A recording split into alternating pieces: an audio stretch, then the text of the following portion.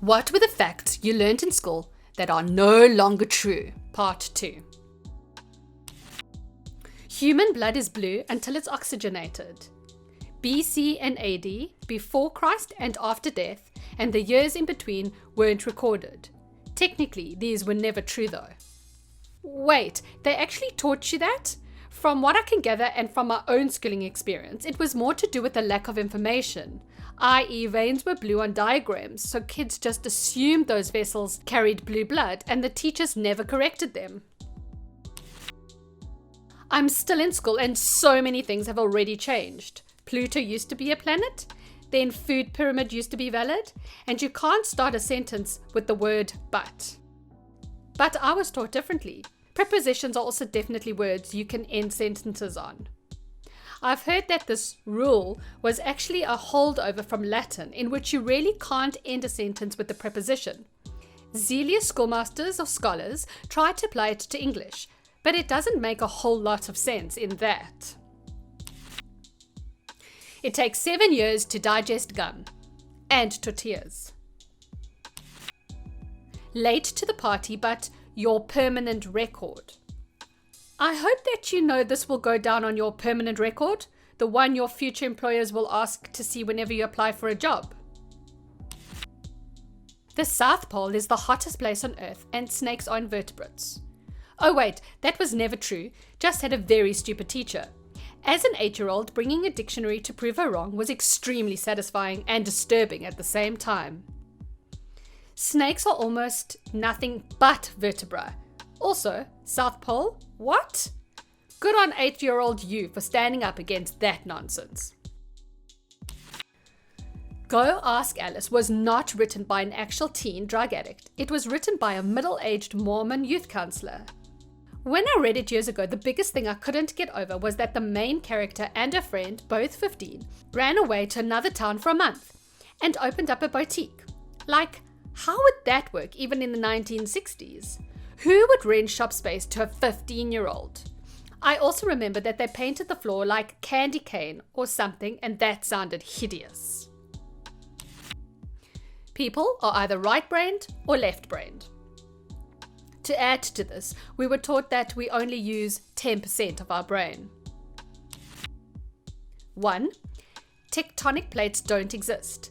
The Earth's crust is fixed. 2. At some point in the past, the climate was uniformly warm across the planets. See number 1. Number 3. Junk DNA was truly junk. 4. Fat is evil. Carbs are the healthy choice. 5. Eggs are evil. Eggs are good. Eggs are evil again. Number 6. Light rays travel through ether. Just kidding. How old are you? Plate tectonics have been taught for at least the last 40 years. Older than that. Old enough, in fact, to have been in 7th grade 40 years ago, where I did a science report on the new controversial plate tectonic theory. Time sure does fly. Thunder was caused by clouds hitting each other really hard. It's like car accidents for clouds. Lol. What silliness. Obviously it's Thor. That carrots are good for your eyesight. This was a lie used to cover up the invention of radar. The British developed radar but didn't want their enemies to know. To cover up the earlier sightings of planes, they spread the lie that carrots improved your eyesight. Everyone knows how to write and read cursive. Half the people who can't write cursive can't even read their own cursive. We were naming continents and my teacher wasn't sure if Africa was a continent or a country. I mean, maybe they were referencing the 8th century Islamic sub-state of Africa in modern-day Tunisia? I lived in a slightly rural suburb. Our music teacher literally taught us that Chinese people were often named after the sound of a coin thrown down the stairs. The world and awareness was small before the internet. Super late to the party, but learning that Rosa Parks didn't randomly decide to just not move from her seat. Everything had been planned. They picked Rosa to do this because she was a feeble old woman who had good standing within her community, no criminal record, etc. The first person to not move from her seat on a bus was actually Claudette Colvin. The reason her case wasn't picked up by the civil rights movement was because she had a criminal background and wouldn't appease the bleeding heart case that they needed. This is so much information on the civil rights movement that isn't taught in elementary through high school. Political staging has been going on for centuries. This, amongst other events, tell only one side of that story. I would argue that it doesn't lessen the significance and bravery she showed in this case, or many others in the civil rights development. How has no one mentioned so far the different learner types? Are you an auditory learner or a visual learner? Maybe you prefer doing things instead of sitting. Nope, all lies. No one person can only learn in one way, but rather every person uses a combination. This BES put me in a different group that had to listen to the teacher talk, while other students had to go do fun stuff or at least see something. Needless to say, each group got worse grades when put in a single area of learning. Who would have thought? Seems madness to interpret the learner types like that. Pretty sure people have their own preferred ways, given a certain set of criteria, but to think people can be one thing seems strange to me. Oil would run out by 2015. I watched a YouTube video saying the northern ice cap will be gone in 2015 too. Whites and blacks drink from separate water fountains, plus lots more stuff. Was a true fact when I was in grade school. The nuns and priests drilled separate but equal into our brains with vigor. Ah, the days of the southern patriarchal system. I would actually love to hear more about the things you were taught in the lines of separate but equal. I've only read about it as there's this thing that happened a long time ago, it was bad and dumb. Worse, it wasn't really all that long ago. The part of the reason Columbus decided to take his voyage was to prove once and for all that the earth was flat.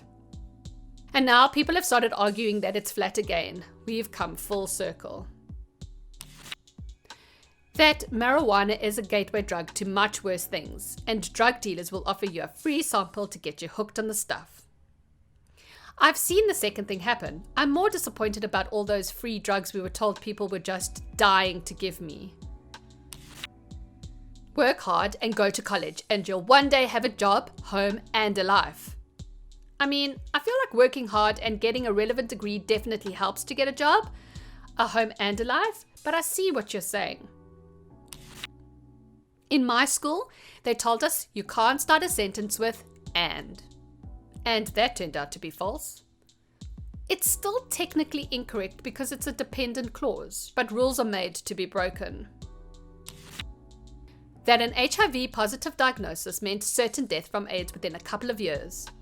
Going by the public sentiment of the time, I don't think too many people in 1991 honestly thought that Magic Johnson would still be alive in 2017. The perception that HIV/AIDS is primarily only a gay disease has also been thoroughly debunked since I was in primary school. But I can't say we were ever explicitly taught that it was, not by the time my generation had sex ed class in the mid-late 90s anyway. Of course, what you heard on the news and from the average person outside of school was a different matter. Prior to 1987, an HIV diagnosis did mean death in a couple of years. Treatment options got a lot better in the early to mid-1990s. And a millionaire pro athlete is more or less the perfect person to live a long time when faced with a disease where the big barriers to long-term survival are money and being disciplined enough to comply with complex dosing schedules and whatnot. Medieval armor was so heavy that they had to hoist knights on horses using cranes. Swords were very light. The armor was pretty heavy, but not that heavy. An actual non-cavalry fight between two components in plate armor was pretty much a wrestling match with the goal of stabbing something soft. I was raised in Colombia and taught that there were only 5 continents. Now I live in the US and apparently they teach that there are 7 continents, adding Antarctica and separating North and Central America from South America. That's more of a linguistic thing than either version being right. I can't seem to find, but there's a good video that explains why English speakers mean US citizens when they say Americans, but in Spanish that word refers to anyone from both continents. While I barely speak Spanish, after learning about the differences, decided to use the version that's standard in whichever language or culture I'm in. There are some people that consider Eurasia a single continent, while distinguishing the Americas because of the plate tectonics too.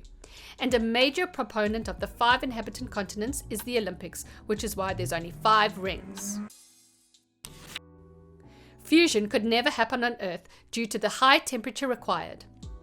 I recently learned it's been possible for years. I actually feel pretty bad betraying my former teachers because it was one of those things that defined my worldview.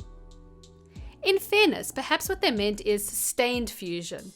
All the experimental reactors so far have run for a few minutes or less before shutting down due to overheating and radiation damage.